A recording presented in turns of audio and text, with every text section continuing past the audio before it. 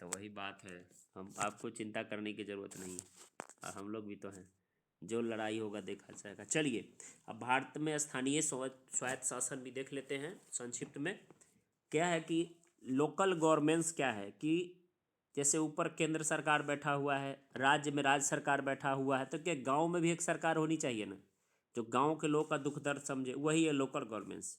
स्थानीय स्वशासन से तात्पर्य है शासन की उस प्रणाली से जिसमें निचले स्तर पर लोगों को भागीदार बनाकर लोकतांत्रिक विकेंद्रीकरण को सुनिश्चित किया जाता है तथा लोगों को अपनी समस्याएं स्वयं हल करने के लिए क्या किया जाता है, सक्षम बनाया जाता है। यही ना लोकल गवर्नमेंट्स है। हम्म। तो क्या है कि भारत में इसकी शुरुआत जो है मौर्य काल से ही है। स्थानीय स्वशासन की शुरुआत कहाँ है भारत में? मौर्य काल से ही है। चोल काल में भी स्थानीय स्वशासन पे बहुत ध्यान दिया गया, चोल काल में भी, ठीक है। और पहली बार क्या हुआ, पहली बार ये जो लोकल गवर्नमेंट से स्थानीय संस्थाएं हैं प्रेसिडेंसी नगरों में अस्तित्व में आई 1687 में। सबसे पहले 1687 में मद्रास नगर निगम बना था। कब बना था मद्रास नगर निगम? 1687 में मद्रास नगर निगम बना था, ठीक है। फिर उसके बाद बात करें तो भारत में अगर हम मुख्य तौर पे कहें कि शुरुआत कब हुआ, तो 1870 में, ठीक है, लॉर्ड मेयो ने पंचायतों को कार्यात्मक व वित्तीय स्वायत्तता दिया। कौन दिया? लॉर्ड मेयो ने, लॉर्ड मेयो, ठीक है। लेकिन जब लॉर्ड रिपन आए, ठीक है, जिनको फ्लोरेंस नाइटिंगेल क्या कहती हैं, लॉर्ड रिपन को, हम्म, हाँ, लॉर्ड रिपन के बारे में उन बहुत सारा फ्लोरेंस नाइटिंगेल तारीफ की है इनके कामों से, ठीक है। तो आप लोग बताइए क्या कहती हैं, हम तो बता ही देंगे। तो स्थानीय स्वशासन का जो है ना शुरुआत जो है एक प्रकार से लॉर्ड रिपन ने 1882 में किया। इसलिए भारत में पूछता है जब स्थानीय स्वशासन का जनक किसको कहते हैं, तो क्या कहिएगा? लॉर्ड रिपन को कहते हैं। स्थानीय स्वशासन का जनक कहते हैं। पूछेगा स्थानीय स्वशासन का मैग्ना कार्टा किसको कहते हैं, तो रिपन जो लाया कानून 1882 उसी को क्या कहते हैं? स्थानीय स्वशासन का मैग्ना कार्टा, ठीक है। तो स्थानीय स्वायत्तशाही संस्थानों की स्थिति की और जांच के लिए 1907 में CEH हॉब हाउस के देखरेख में शाही आयोग का गठन किया गया था। पूछता है शाही आयोग का गठन किससे हुआ था, तो स्थानीय स्वशासन की स्वायत्तता के बारे में। और जब 1907 में इसने रिपोर्ट दिया तो उसके रिपोर्ट को 1909 में लागू किया गया। कब लागू किया गया? 1909 में। उसके बाद 1919 के भारत सरकार अधिनियम में भी, जिसको मॉन्टेग्यू चेम्सफोर्ड सुधार कहते हैं, स्थानीय स्वशासन के बारे में स्पष्ट कुछ प्रावधान किए गए, ठीक है। तो ये कहानी है। अब हम बात करते हैं स्थानीय स्वशासन से जुड़ा हुआ जो नीति है, ठीक है, उसके बारे में चर्चा करते हैं। तो ये चर्चा मुख्यतः कब से शुरू होगा? मुख्यतः शुरू होगा कि आते हैं हम कि स्वतंत्रता प्राप्ति के बाद जो है गांधी जी ने ग्राम स्वराज की अवधारणा को, गांधी जी का ग्राम स्वराज का क्या था कॉन्सेप्ट था, उसको स्वतंत्रता के बाद जो है पटल पे लाने के लिए पंचायती राज एवं सामुदायिक विकास मंत्रालय का स्थापना किया गया। किसका स्थापना किया गया? पंचायती राज एवं सामुदायिक विकास मंत्रालय का, ठीक है। और SK डे को इसका मंत्री बनाया गया। किसको मंत्री बनाया गया? SK डे को। वो दिन था ऐतिहासिक जब 2 अक्टूबर 1952 को तत्कालीन प्रधानमंत्री पंडित जवाहरलाल नेहरू ने सामुदायिक विकास कार्यक्रम को प्रारंभ किया था। परीक्षा में पूछता है कि सामुदायिक विकास कार्यक्रम कब शुरू किया गया, तो 2 अक्टूबर 1952 को। कौन शुरू किए? पंडित नेहरू। और 1953 में शुरू हुआ राष्ट्रीय प्रसार सेवा। कब शुरू हुआ राष्ट्रीय प्रसार सेवा? 1953 में, ठीक है। अब बात करते हैं बलवंत राय मेहता समिति क्या है? 1956, ठीक है। तो बलवंत राय मेहता समिति के बारे में जानते हैं। कई समिति पंचायती राज से जुड़े हुए हैं, जैसे बलवंत राय मेहता समिति 1956, संथानम समिति 1962, सादिक अली समिति 1964, अशोक मेहता समिति 1977 और GBK राव समिति 1985। GBK राव समिति 1985। एल.एम. सिंघवी समिति 1986 और पी.के. थुंगन समिति 1988। बलवंत राय मेहता समिति क्या है कि सामुदायिक विकास जब असफल हो गया तो पंचायती राज को मजबूत बनाने के लिए 1956 में बलवंत राय मेहता समिति का गठन किया गया। कब किया गया गठन? 1956 में। इस समिति ने अपना रिपोर्ट दिया 1957 में। कब दिया रिपोर्ट? 1957 में। और इसने कहा कि त्रिस्तरीय पंचायती राज व्यवस्था लागू होना चाहिए देश में। कितना स्तरीय? 3 स्तरीय पंचायती राज व्यवस्था देश में लागू होनी चाहिए। और इन्हीं के रिपोर्ट को लोकतांत्रिक विकेंद्रीकरण की व्यवस्था का नींव कहा गया। क्या कहा गया? लोकतांत्रिक विकेंद्रीकरण की अवस्था का नींव कहा गया। 3 स्तरीय का इनका मतलब था कि सबसे निचला स्तर पर ग्राम पंचायत हो। क्या हो? सबसे निचला स्तर पर ग्राम पंचायत हो। उसके बाद प्रखंड स्तर पर पंचायत समिति हो और जिला स्तर पर जिला पार्षद हो, जो हमारे बिहार हर स्टेट में ज़्यादा यही चल रहा है। ठीक है। और ये जो लोकतांत्रिक विकेंद्रीकरण का इन्होंने शुरुआत किया, ठीक है, पंचायत समिति के स्तर पर ये तीनों जो शुरुआत किए, इसको 12 जनवरी 1958 को राष्ट्रीय विकास परिषद ने बलवंत राय मेहता समिति के प्रजातांत्रिक विकेंद्रीकरण को स्वीकार कर लिया। आपको पता है कि राष्ट्रीय विकास परिषद जो है, इसका गठन जो किया गया, आज भी राष्ट्रीय विकास परिषद है। भले ही योजना आयोग बन गया नीति आयोग, लेकिन नीति आयोग भी कोई काम को कब करेगा? जब राष्ट्रीय विकास परिषद एनडीसी मंजूरी देगा। तो एनडीसी ने क्या किया कि बलवंत राय मेहता समिति के प्रजातांत्रिक विकेंद्रीकरण को एक्सेप्ट कर लिया। ठीक है। और जब एक्सेप्ट करने का काम किया राष्ट्रीय विकास परिषद ने, ठीक है, तो बी.आर. मेहता को यानी बलवंत राय मेहता को पंचायती राज व्यवस्था का वास्तुकार या शिल्पीकार कहा गया। क्या यहाँ तक कोई दिक्कत आपको समझने में? बलवंत राय मेहता समिति गठन कब हुआ? 56 में। रिपोर्ट कब दिया? 57 में। ठीक है। क्या इसे कहा गया? इनके रिपोर्ट को लोकतांत्रिक विकेंद्रीकरण का नींव कहा गया। कितने स्तर पर था ये? 3 स्तर पे, ग्राम स्तर पे ग्राम पंचायत, प्रखंड स्तर पे पंचायत समिति, जिला स्तर पे जिला परिषद। ठीक है। इसे लोकतांत्रिक विकेंद्रीकरण की शुरुआत हुई और पंचायत समिति का जो शुरुआत ये हुआ, इसको मंजूरी कौन दिया? 12 जनवरी 1958 को राष्ट्रीय विकास परिषद। और मंजूरी होने के साथ ही क्या कहा गया? बी.आर. मेहता को, बलवंत राय मेहता को क्या कहा गया? पंचायती राज व्यवस्था का वास्तुकार या शिल्पीकार कहा गया। क्लियर है कहानी? अब सबसे पहले क्या हुआ कि आंध्र प्रदेश में प्रायोगिक तौर पे अगस्त 1958 में कुछ भागों में पंचायती राज व्यवस्था को लागू किया गया। कहाँ लागू किया? सबसे पहले आंध्र प्रदेश में। ठीक है। लेकिन तत्कालीन प्रधानमंत्री पंडित जवाहरलाल नेहरू ने राजस्थान के नागौर जिले में, कहाँ पे? राजस्थान के नागौर जिले में पंचायती राज व्यवस्था का नींव डाला। ठीक है। और राजस्थान देश का ऐसा पहला राज्य हो गया जहाँ संपूर्ण राज्य में सर्वप्रथम पंचायती राज की स्थापना की गई।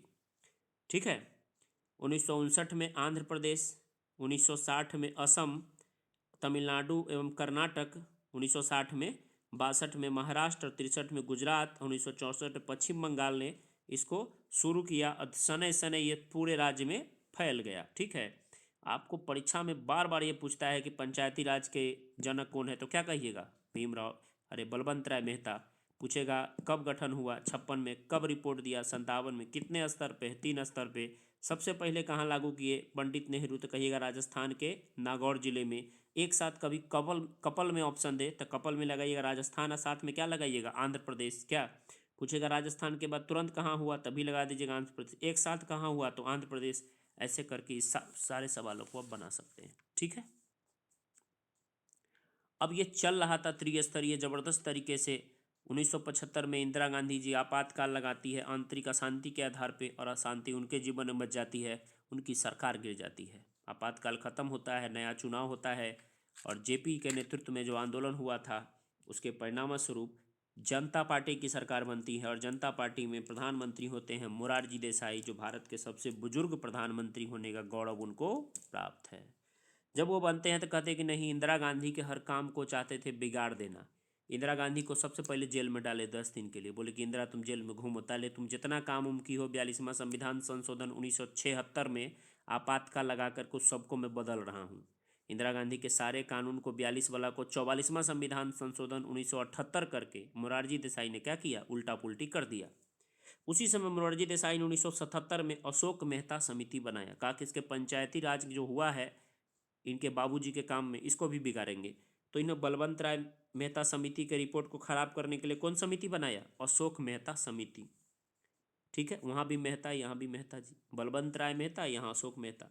तो ये समिति जो बना 1977 में, इसमें 13 मेंबर थे और 78 में अपना रिपोर्ट दिया और बोला कि नहीं, 3 स्तर पर ठीक नहीं है, 2 स्तर पर बना दीजिए। कितने स्तर पर ये बोला? 2 स्तर पर बना दीजिए। बोला कि एक जिला पर जिला परिषद बना दीजिए और पंचायत में जो है मंडल पंचायत बना दीजिए। ठीक है, ये 2 स्तर पर सुझाव दिए। तो बार बार आपके परीक्षा में पूछता है कि द्विस्तरीय सुझाव कौन दिया, तो बना दीजिएगा सबको ही। क्या बनाइएगा? अशोक मेहता। लेकिन अशोक मेहता के सिफारिश को माना नहीं गया, कहा कि ये बकवास कर रहा है, इसके बात को नहीं मानेंगे, छोड़ो। दिक्कत नहीं ना, समझ गए? अब आपको पता है कि राजीव गांधी, ठीक है, 1985 में, 1984 में उनकी माताश्री का हत्या हो गया, इंदिरा गांधी जी का हत्याकांड, और बेटा बन गए।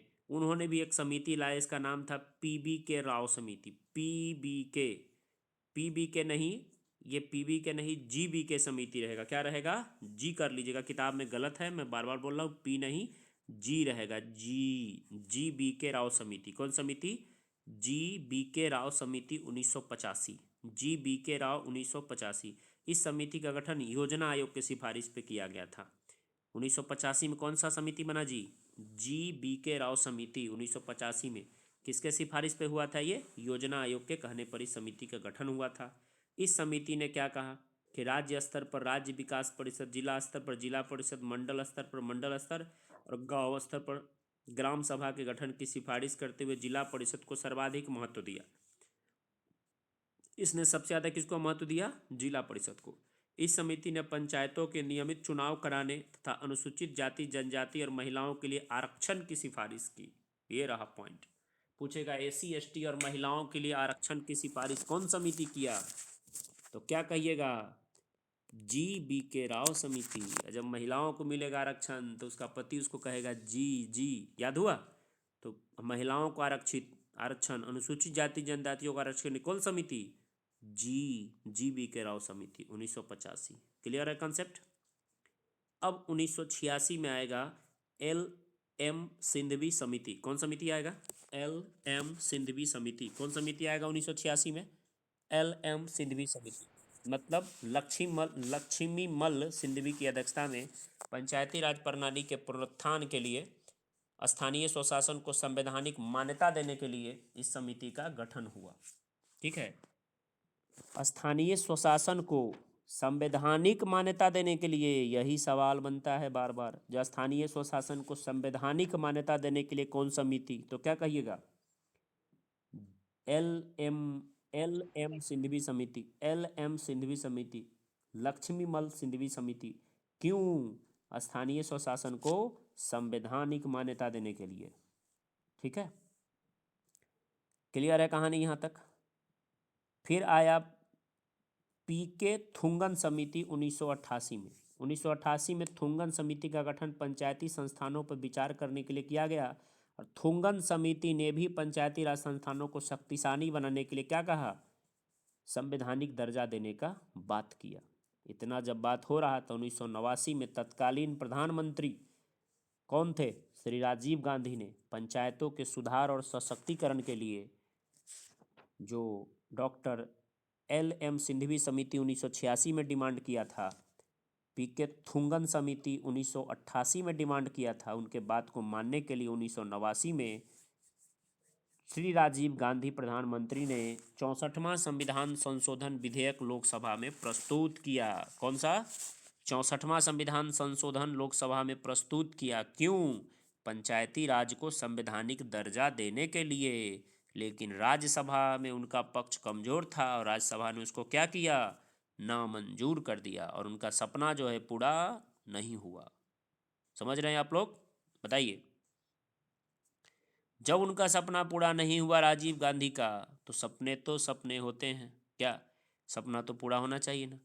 तो क्या हुआ कि प्रधानमंत्री फिर बने पीबी नरसिम्हा राव। कौन बने प्रधानमंत्री? बताइए। पीबी नरसिम्हा राव। पीबी नरसिम्हा राव ने 73वां संविधान संशोधन विधेयक लाया। 1992 में, ठीक है। और 74वां संविधान संशोधन लाया 1992 में।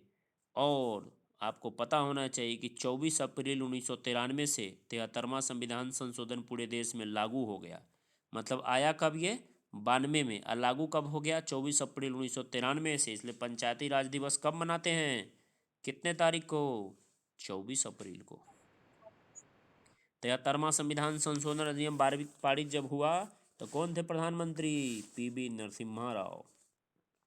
64वां संविधान संशोधन पारित होने से पहले फेल हो गया, कौन थे प्रधानमंत्री? राजीव गांधी। कौन रोक लगा दिया? राज्यसभा। तो पंचायती राज संस्थानों को संवैधानिक दर्जा मिल गया किस संविधान संशोधन के द्वारा? 73वां संविधान संशोधन। नगर पालिका नगर निगम बन गया किस संविधान संशोधन के द्वारा? 74वां के द्वारा। दोनों कब बना? 92 में। लागू कब हुआ दोनों? 93 में। अब जो ये बना तो इसको भाग 9, संविधान के भाग 9 को पुनः स्थापित किया गया और इसमें अनुच्छेद 16 नया अनुच्छेद जोड़ा गया। कितना अनुच्छेद नया जोड़ा गया? 16 अनुच्छेद। और 243 से ABCD बोलिए तो ए से लेके ओ तक रखा गया। 243 में ABCDEFGH कहाँ तक चला गया जी? ओ तक चला गया। तो याद रखिए, परीक्षा में पूछे किस भाग में जोड़ा गया ये 73वां संविधान संशोधन, तो क्या कहिएगा? भाग 9 में। किस अनुच्छेद में जोड़ा गया तो क्या कहिएगा? पंचायती राज से एगो अनुच्छेद 40 भी है और ये 243 है। कौन है? 243। 243 में क्या जोड़ा गया? तो ABCD से लेके ओ तक। तो गिनिएगा तो क्या हो जाएगा? 16 गो लेटर। कितना हो जाएगा? 16। ठीक है। फिर पूछेगा ये जो है पूछेगा जो 11वीं अनुसूची में, अच्छा किस अनुसूची में डाला गया? तो 11वीं अनुसूची में। कौन सा संविधान संशोधन अधिनियम? तो 73वां। किस भाग में डाला गया? तो भाग 9 में। किस अनुच्छेद में जोड़ा गया? तो 243 में। कितना जोड़ा गया? 16 गो जोड़ा गया। और अनुसूची कैमा? तो 11वां अनुसूची। पंचायती राज 11वां अनुसूची। अच्छा 11वां अनुसूची में कितना विषय रख दिया? 29 विषय रख दिया। कितना विषय? 29 विषय। और ये 24 अप्रैल 1993 से लागू हो गया। पंचायती राज दिवस मनाते हैं और ये जो लागू हुआ 24 अप्रैल 1993 से, ठीक है, इसको मानने वाला, इसको अपनाने वाला पहला राज्य पूछे तो कहिएगा मध्य प्रदेश। क्या कहिएगा? मध्य प्रदेश। बताइए यहाँ तक कोई दिक्कत?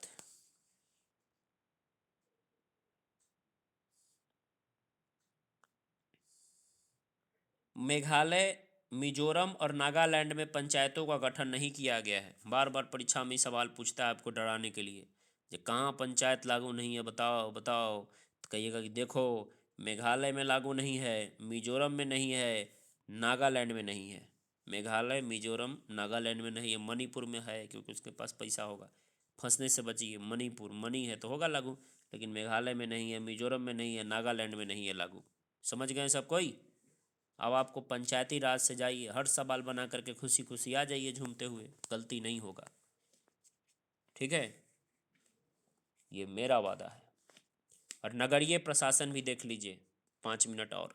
ठीक है, जब आपको पता है जो नगर निगम सबसे पहले 1900 नहीं 1687 में कहाँ बना? मद्रास में। कहाँ बना? मद्रास में। फिर 1793 के चार्टर के द्वारा ये मद्रास, कलकत्ता, बम्बई के 3 महानगरों में नगर निगम का स्थापना किया गया। ठीक है, और आपको पता होना चाहिए कि 74वां संविधान संशोधन द्वारा नगरीय शासन के संबंध में क्या किया गया? संवैधानिक प्रावधान किया गया। ठीक है, और 64वां जैसे प्रस्तुत था। 64वां संविधान संशोधन किसके लिए था बताइए तो, जो फेल हो गया था? नहीं बताइएगा आप लोग? पंचायती राज से फेल हो गया तो यह पूछेगा जी एकर कौन फेल हो गया? तो एकर 64वां, तो एकर 65वां फेल हो गया था। तो पूछेगा जी नगरीय प्रशासन से कौन सा संविधान संशोधन फेल हो गया था, राज्यसभा पास नहीं किया? तो क्या कहिएगा? 65वां। तो यहाँ भी जैसे पंचायती राज 73वां, तो नगर निगम वाला क्या माँ? 74वां। दोनों कब पास हुआ? 1993 में। 92 में लागू हुआ 93 में। 24 अप्रैल 93 से पंचायती वाला लागू हुआ है। और ई लागू कब से हुआ? ईहो हुआ 20 अप्रैल 1993 से लागू हुआ। 20 अप्रैल 1993 93 से लागू हुआ। इसमें 243 में कितना अनुच्छेद जोड़ा गया? 243 में 18 गो अनुच्छेद जोड़ा गया। तो ऊ था भाग 9 में जोड़ा ना, आई भाग 9 के क में जोड़ दिया। किस में जोड़ दिया? भाग 9 के क में।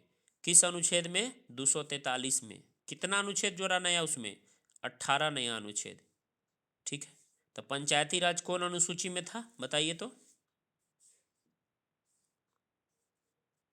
11 में। तो ई कौन अनुसूची में हो जाएगा? 12 में। क्या क्लियर है कंसेप्ट? पंचायती राज के लिए कौन सा संविधान संशोधन जो फेल हो गया?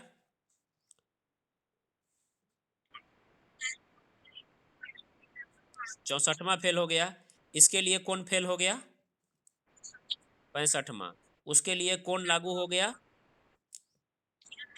इसके लिए कौन लागू हो गया? 74। दोनों किस साल पास हुआ? 92 में। दोनों कब लागू हुआ?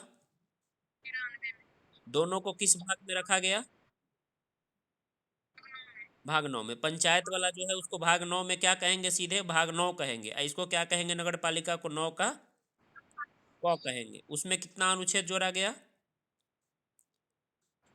16। 16 29 को विषय था, 29 को विषय था।